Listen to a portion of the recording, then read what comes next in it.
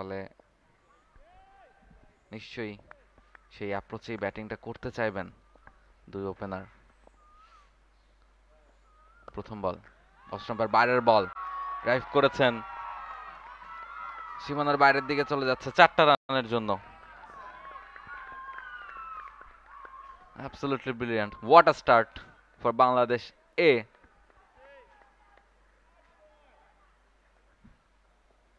Step out করেছেন, পুল and gone for maximum.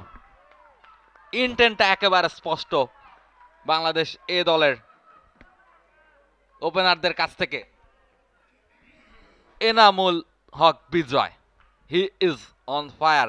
প্রথম বল থেকে 4, এর পরের বল থেকে খানিকটা স্টেপ আউট করে জায়গা করে নিয়ে আক্রমণাত্মক ভঙ্গিতে পুল এবং 6 রান।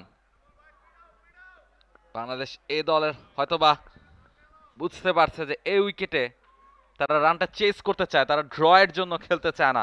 সেঞ্চুরি প্রকাশ, আবারও স্টেপ আউট করেছেন বিজয়, আবারও চালিয়েছেন, বল চলে যাচ্ছে সীমানার দিকে। Excellent shot, excellent feet movement.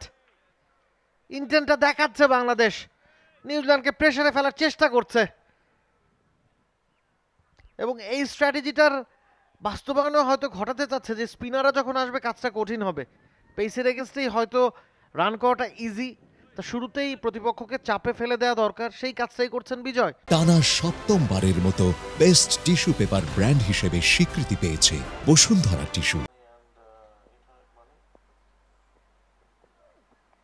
Of স্টাম্পের বাইরের বল কাট করতে গেছেন, আউটসাইড এজ অ্যান্ড গন।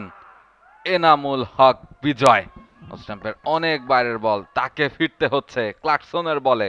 7 বল থেকে 16 রান করেছিলেন, 8 বল থেকে 16 রান করে ফিরছেন তিনি।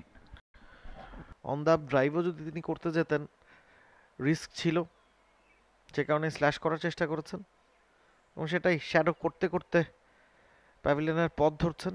তবে ভুল যা করার করে ফেলেছেন, বাংলাদেশকেও বিপদে ফেলে গেলেন এনামুল বিজয়। এবং এই ধরনের স্ট্র্যাটেজিতে যখন একজন ব্যাটসম্যান ক্রিকেট খেলেন, যতক্ষণ তিনি আউট না হন মনে হয় যে এক্সিলেন্ট ব্যাটিং করছেন। For more updates, subscribe to our YouTube channel and click on the bell icon. Follow us on Facebook and Instagram. Download T-Sports app to enjoy exciting games and highlights. Visit tsports.com.